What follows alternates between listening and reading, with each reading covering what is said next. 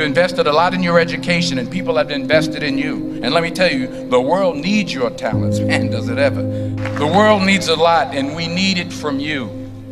We really do. We need it from you young people. I mean, I'm not speaking for the rest of us up here, but I know I'm getting a little grayer. We need it from you, the young people, because remember this. So you got to get out there. You got to give it everything you got, whether it's your time, your talent, your prayers, or your treasures. Because remember this, you will never see a U-Haul behind a hearse. I'll say it again. You will never see a U-Haul behind a hearse. You can't take it with you. The Egyptians tried it, and all they got was robbed. So the question is, what are you going to do with what you have? I'm not talking about how much you have. Some of you are business majors, some of you are theologians, nurses, sociologists. Some of you have money, some of you have patience, some of you have kindness, some of you have love, some of you have the gift of long suffering. Whatever it is, whatever your gift is, what are you going to do with what you have? Fail big. That's right. Fail big. Today's the beginning of the rest of your life, and it can be very frightening. It's a new world out there. It's a mean world out there, and you only live once. So do what you feel passionate about. Take chances professionally. Don't be afraid to fail. There's an old IQ test, was 9 dots, and you had to draw 5 lines with a pencil within these 9 dots without lifting the pencil. The only way to do it was to go outside the box. So don't be afraid to go outside the box. Don't be afraid to think outside the box. Don't be afraid to fail big, to dream big. But remember, dreams without goals are just dreams, and they ultimately fuel disappointment. So have dreams, but have goals. Life goals, yearly goals, monthly goals, daily goals. I try to give myself a goal every day. Sometimes it's just to not curse somebody out. Simple goals, but have goals. And understand that to achieve these goals, you must apply discipline and consistency. In order to achieve your goals, you must apply discipline, which you have already done, and consistency every day, not just on Tuesday and miss a few days. You have to work at it every day. You have to plan every day. You've heard the saying, we don't plan to fail, we fail to plan. Hard work works. Working really hard is what successful people do. And in this text, tweet, twerk world that you've grown up in, remember, just because you're doing a lot more doesn't mean you're getting a lot more done.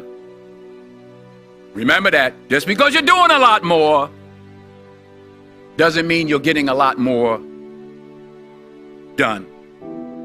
Don't confuse movement with progress. My mother told me, she said, yeah, because you can run in place all the time and never get anywhere. So continue to strive, continue to have goals, continue to progress. I found that nothing in life is worthwhile unless you take risks. Nothing. Nelson Mandela said, there is no passion to be found playing small and settling for a life that's less than the one you're capable of living. Now, I'm sure in your experiences in school and applying to college and picking your major and deciding what you want to do with life, I'm sure people have told you to make sure you have something to fall back on. Make sure you got something to fall back on, honey. But I never understood that concept. having something to fall back on. If I'm going to fall, I don't want to fall back on anything except my faith. I want to fall forward. I figure at least this way I'll see what I'm going to hit. Fall forward. This is what I mean. Reggie Jackson struck out 2,600 times in his career, the most in the history of baseball. But you don't hear about the strikeouts. People remember the home runs. Fall forward.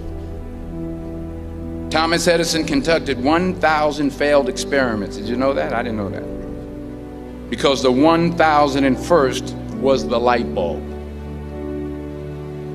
Fall forward. Every failed experiment is one step closer to success. You've got to take risks, and I'm sure you've probably heard that before, but I want to talk to you about why that's so important.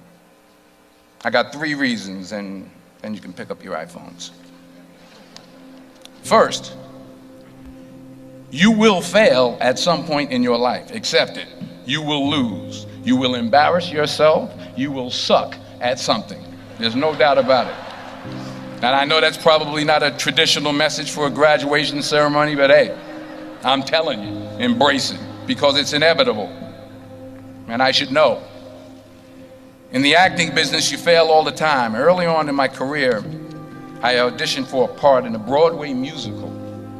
Perfect role for me, I thought, except for the fact that I can't sing. I didn't get the job. But here's the thing. I didn't quit. I didn't fall back. I walked out of there to prepare for the next audition, and the next audition, and the next audition. I prayed. I prayed, and I prayed. But I continued to fail, and fail, and fail. But it didn't matter, because you know what? There's an old saying, you hang around the barbershop long enough, sooner or later you're going to get a haircut. So you will catch a break, and I did catch a break. Last year, I did a play called Fences on Broadway. Someone talked about it. Won the Tony Award. And I didn't have to sing, by the way. But here's the kicker. It was at the Court Theater. It was at the same theater that I failed that first audition 30 years prior.